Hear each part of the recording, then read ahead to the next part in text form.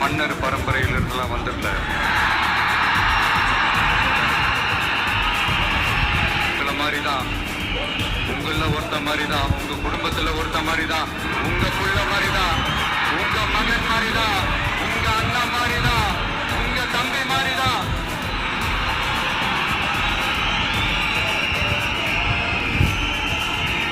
அப்படிதான் நான் உணர்றேன்.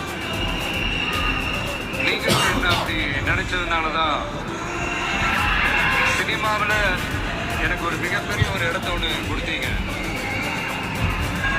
அதையெல்லாம் விட்டுட்டு உங்களுக்காக நன்றி கடன் செலுத்துறதுக்காக அரசியலுக்கு வந்த உங்க விஜய, இந்த விஜய, நீ வா விஜய், நாங்களா இருக்கோம், பாத்துக்கிறோம். விஜய் தம்பி நீ வா, நாங்க இருக்கோம். விஜய் தம்பி நீ வா, நாங்க இருக்கோம். அண்ணா நீ வாடா, நாங்களா இருக்கோம். நண்பா நீ வா நண்பா, நாங்களா இருக்கோம் சொல்லி